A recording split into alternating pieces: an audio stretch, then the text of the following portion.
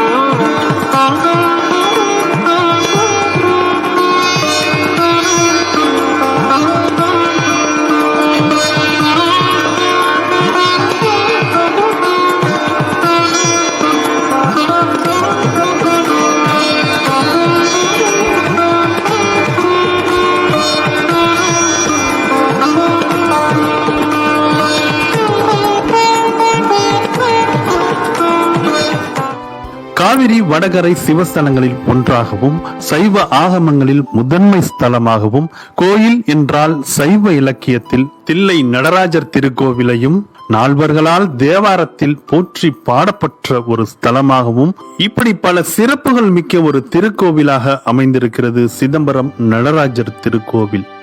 சிதம்பரம் நடராஜர் கோவிலினுடைய அமைப்பு பொதுவாகவே நாம வந்து ஒரு கோவிலினுடைய அமைப்பு அப்படின்னு பார்த்தோம்னாக்கா ராஜகோபுரத்துல தொடங்கி கொடிமரம், மூலவர் சந்நிதி, அப்புறம் அதுல உள்ள இந்த பிரகாரம் இதெல்லாம் தான் வந்து நம்ம வந்து பார்ப்போம்.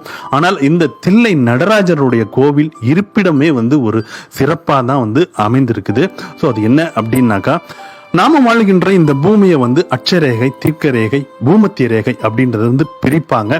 இதுல இந்த மத்திய ரேகை அப்படிங்கிறது பார்த்தோம் அப்படின்னாக்கா பூமியினுடைய அந்த மைய பகுதியில வந்து இருக்கக்கூடிய ஒரு ரேகை, இதுதான் வந்து நம்ம பூமத்திய ரேகை அப்படின்னு சொல்லுவாங்க. அப்படி இந்த பிரபஞ்சத்துல இந்த பூமியில இருக்கக்கூடிய இந்த பூமத்திய ரேகையினுடைய மைய பகுதி எதுவோ அந்த மைய பகுதியில தான் இந்த தில்லை நடராஜர் கோவில் வந்து அமைந்திருக்குது.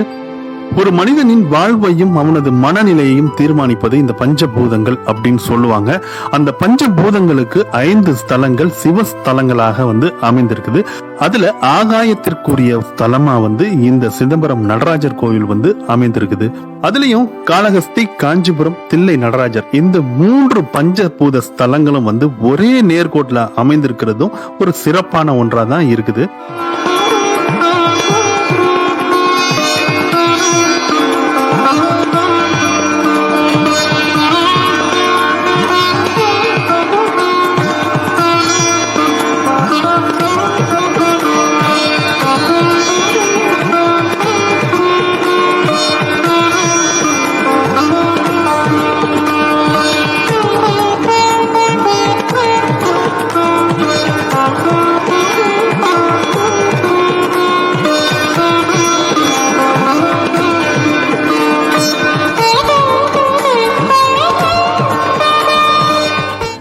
நாம பார்த்துட்டு இருக்கிற இந்த நடராஜர் திருக்கோவிலினுடைய அமைப்பு அப்படின்னு பார்த்தோம்னாக்கா கிட்டத்தட்ட 40 ஏக்கர் நில பரப்பு அளவுல வந்து இந்த கோவிலை வந்து அமைத்திருக்கிறாங்க. இதனுடைய நுழைவு வாயில் அப்படின்னு பார்த்தோம்னாக்கா 4 திசைகள்லையும் 7 நிலை ராஜகோபுரங்களை கொண்ட ஒரு நுழைவு வாயில் வந்து அமைந்திருக்குது. இந்த ராஜகோபுரங்களுடைய உயரம் அப்படின்னு பார்த்தோம்னாக்கா 135 அடியா வந்து இருக்குது. இதுல கிழக்கு பக்கத்துல அமைந்திருக்கின்ற ராஜகோபுரத்துல வந்து நாட்டிய கலைக்கு உரிய அந்த 108 கரணைகள் வந்து சிற்பங்களா அமைத்திருக்கிறது. ரொம்பவே பார்க்கறதுக்கு அழகா இருக்கும். ஆகம விதிகளின்படி அமைக்கப்பட்டுள்ள இத்திருக்கோவிலுடைய அமைப்பு அப்படின்னு பார்த்தோம்னாக்கா ராஜகோபுரம், அதனை அடுத்து வந்து பலிபீடம், கொடிமரம், மூலவரினுடைய சந்நிதி, தாயாருக்கான கருவறை, கணபதி, சுப்பிரமணியர், துர்க்கை, நவகிரகம், காலபைரவர், நால்வர், நாயன்மார்கள், இப்படி தனித்தனி சன்னதிகள் வந்து இந்த கோவில்ல வந்து அமைக்கப்பட்டிருக்குது. இக்கோவிலினுடைய தீர்த்த குளமான ஆனந்த தீர்த்தமும் இந்த கோவில் உள்புறத்திலேயே வந்து அமைக்கப்பட்டிருக்குது.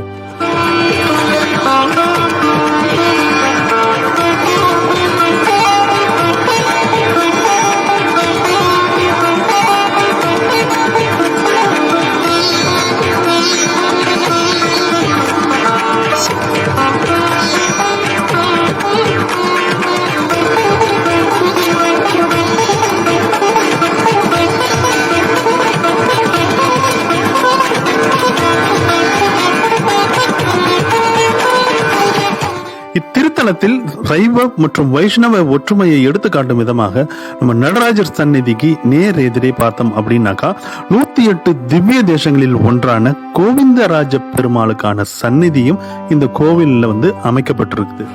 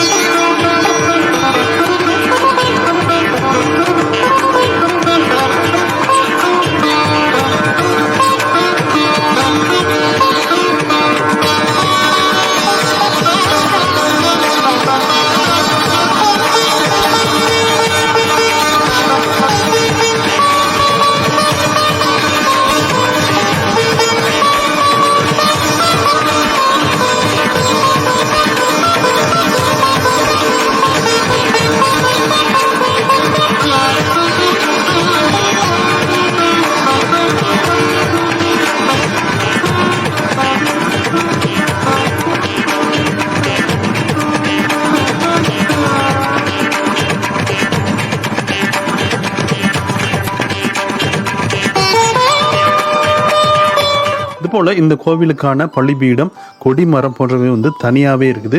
புண்டரீகவள்ளி தாயாருடைய சந்நிதியும் இந்த கோவில் உள்ளாரியே வந்து தனி சந்நிதியா வந்து அமைக்கப்பட்டிருக்குது. கோவிந்தராஜ பெருமாளினுடைய உற்சவ மூர்த்தி பார்த்தசாரதி என்ற திருப்பெயரால அழைக்கப்படுறார்.